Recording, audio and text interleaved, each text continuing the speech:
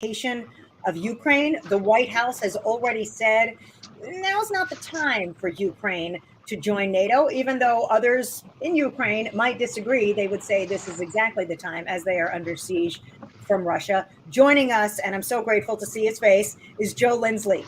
Joe Lindsley started the Ukrainian Freedom Network. He keeps us updated. He is in Ukraine right now, but if you can see him, we're live on Facebook and on Twitter on WCCO as well as on the radio. He's in the dark. And the first thing I said was, Joe, are you hiding? Where are you? Are you safe? So, Joe, if you can explain where you are, that'd be great. Yeah, Jordana, great to see you. Good evening from Lviv, Ukraine. And I'm actually, whenever I hear from your producers, they want to talk. I always say yes, because wherever I am, I want to share the reality of life here with your audience.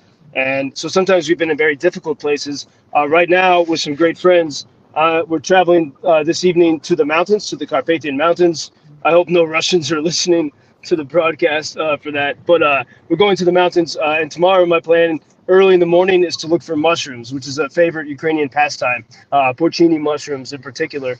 But it's just really a way, there's a lot of heavy information weighing on everyone. For the past couple of weeks, I returned to Lviv after traveling throughout the country. And the past couple of weeks, Lviv was very calm.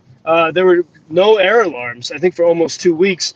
But then, ever since Putin's speech last week, and when Russia began to annex say that they were annexing these occupied territories, we've begun to have air alarms. There's increased nuclear fears. There's a lot of stress and a lot of information bouncing around. And so with some friends here, we are traveling to the mountains just to get some fresh air so we can have clear minds to face whatever comes next. Let me ask you about those 4 areas. Are they truly annexed? I mean, I know they're occupied, but Putin was saying that there was votes that say they want to be part of Russia. I mean, I think we all know in the free world that those were sham elections. Share with us what you know about those areas and the occupation right now. Yeah, and Jordana, they had these sham elections last week, and there's plenty of videos that we can all see of so-called election officials going door to door with soldiers with machine guns and banging on people's doors. And I think, and I looked a little bit into the Soviet history. Moscow in the Soviet times did the same sort of thing, and I think they know. I think they know that the world sees this as a sham. But one of the reasons of these trying to make individual people vote for Russia is to break people's spirits. And as difficult as it can be in Ukraine, in this time of uncertainty, or if you're in a city like Kharkiv that's constantly shelled, I can't imagine the difficulty of being in an occupied city. And imagine like being in in World War II, in a place where the Nazis have just overrun your city. Especially if you were Jewish. Just imagine that horror.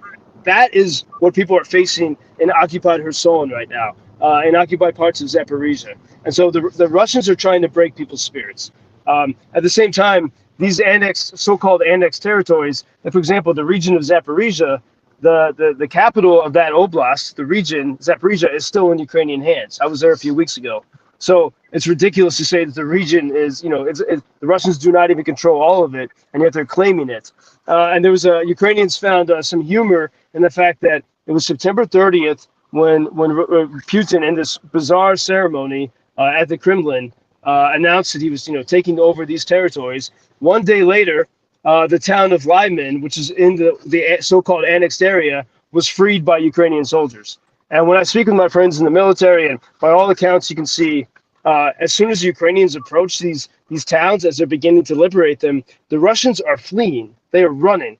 And so there's many. The reality that we see on the ground is a lot of strengths right now for Ukraine. In the same way that in April and May, week by week, Ukrainian cities and towns were falling into Russian hands, we're starting to see the opposite right now. Yeah, you were talking about Ukrainian victories. I mean, that's not what we're hearing. Here we're worried about those 4 Ukrainian territories, but again, we understand that they are sham elections. But I want to specifically talk about President Vladimir Zelensky applied for expedited status to get into NATO. The White House has said, "Oh, we don't think it's the right time." I mean, I don't know what would be a better time for Ukraine, but did the president I know you don't talk to him every day, but did the president know that this might be rejected? Why do you think? I mean, was he truly hoping to be accepted by NATO, or did he know that this wasn't going to happen? And what was his? I think he knows full well that this is not going to happen. And even the part of the NATO Ukraine NATO narrative it sort of was controlled by Putin because when the war began and the weeks before the war, Putin said that he said ostensibly that his reason for going to war was because he was opposing NATO expansion. But if you look at the rhetoric from the White House, from the Biden administration, and even before that, and also from Europe, there was no remote chance of Ukraine joining NATO anytime. I mean, really ever. In 2008, Germany and others rejected it. And then in the past year, especially with the Russia threat increasing, no one was talking about it. In fact, whenever the topic came up, even I think in 2021, the White House said Ukraine has a lot of work to do. They got a lot of things to clean up before they can join NATO. So Putin changed that NATO was trying to expand. NATO had no interest. What Putin really wanted to do was to attack a free democracy that made a mockery of his totalitarian society. The free democracy where many people in the East spoke Russian, for example. And he was threatened by this. And so really it was about Ukrainian democracy. There was no chance of NATO. But now Zelensky, and I think we're seeing, I mean, we have this nuclear fear that's hanging over the world, I think, right now, because Putin has been pushed in a corner. And if you think about it, just a couple of weeks ago, the media was saying Putin's weak because of that amazing offensive in the Kharkiv region. But now that narrative has changed. People are afraid of Putin again. And ever since his meeting with the president of China in Uzbekistan 2 weeks ago, now the nuclear thing is on people's mind. And I think this is part of the Kremlin strategy to keep people afraid. And so I think Ukraine's strategy in between this is to project strength and confidence. And so we've seen these amazing victories on the ground, thanks to the long-range weapons from the United States. But I think Zelensky, when he made that statement about NATO, he almost had a smirk. Like it was almost a sense of humor. He's poking Russia and saying, we are strong and we're confident in who we are. And I think he's also trying to show that to the West. But yeah, there's zero chance, and Zelensky knows this. There's no chance of NATO taking on Ukraine because everything that the West has been trying to avoid, they're trying to help Ukraine as carefully as possible. In fact, I think it was a Polish foreign minister said Germany is doing everything they can to do as little as possible for Ukraine because they're terrified of this turning into a nuclear war, for example. So I think we see Ukrainians projecting strength, but no, there's no chance of NATO taking on Ukraine. What, in your opinion, is the real threat of nuclear use? I mean, do you think that's a real threat? I mean, this is, for example, this morning, we went for about 2 weeks without air alarms in Lviv. This morning at about 7:30, there was an air alarm, and I woke up to it, and I realized when I started to listen, is it the nuclear alarm sound, or is it your standard issue air raid alarm? And so that was my first thought as I woke up this morning. And I have a friend who was explaining to me how he had his 12-year-old daughter said, she asked her father, is Putin going to send a nuclear bomb to us? And he said, this is terrible, but I have to discuss this, with a 12-year-old girl. And so this is something that's really weighing on people's minds, for sure. But I think there's a strange confidence in the same way that,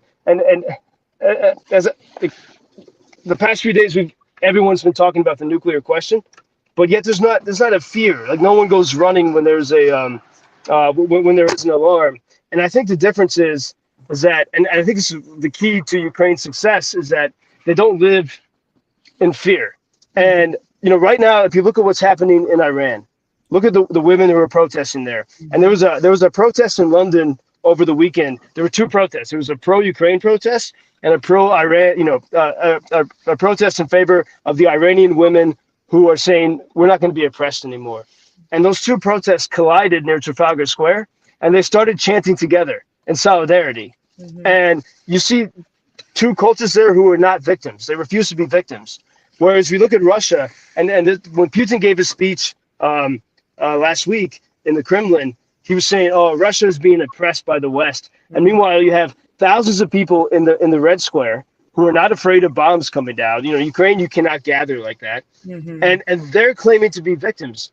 And it's this victim mentality. And that's why I worry a bit when I look at America. I think we really be careful of the victim mentality. Look to the people of Iran. Look to the women of Iran. Look to the Ukrainians and other people, oppressed people around the world who say we will not be victims. We will not live in fear. And as long as we choose to be victims, a tyrant like Putin can keep the world terrified. All he has to say is, okay, maybe I'll nuke you. And then everyone's scared. And I think that's why Zelensky, with confidence, said, we want to join NATO. We're not afraid. Join us in not being afraid. I love that. Thank you for sharing all of that. We have about a minute left, and I see, maybe, did you guys stop for gas? Yeah, we did. But we have my friend Andre, top 10 bartender in the world, JB, French volunteer, and another Andre. We have a dog in the car as well, and we stopped for gas. Yeah. It's so beautiful to see all of you. You're all heroes. And I don't know if they all speak English, but you'll translate for me when we get off. Our hearts and minds are with you. And Joe, I always like to get an update on you. You're going back to the mountains because, this is hard. This is hard being a human being in Ukraine. How are you emotionally, and how is your staff holding up? Yeah, it's it's tough for everyone. And I think, we've had actually a lot of interesting Americans have been in Lviv. In fact, some American officials who were forbidden from coming to Ukraine, they were forced to leave in February, have finally been allowed to come back. And this has bothered me for a while. These great minds and people who love Ukraine were not permitted by the U.S. government to be here for a long time. But we need these people here. So finally, some of them have been able to come back. So the past few days, we've had many conversations about, what are the threats we face? How do we navigate this? And it's difficult. I mean, the other day I was running in Lviv in the park, and all these ideas were pinging my brain, and it's difficult to figure out sometimes. Who can we trust? Who are the good actors on the international stage? And that's one reason why, with my friends here, I'm just gonna get some peace from the mountains and maybe some wisdom from the forest. Yeah, keep going. Keep going. It is, you have to. I know you have to. So it is so good to see you. And thankfully, you're getting a break. We will check back in with you hopefully next week, Joe. Okay. Safe travels to you all. Great. Jordana, thank you. Thank you. Good evening to you all. Yes. Stay safe, everyone. So just some thoughts on Joe's visit with us next on CCO. Дякую.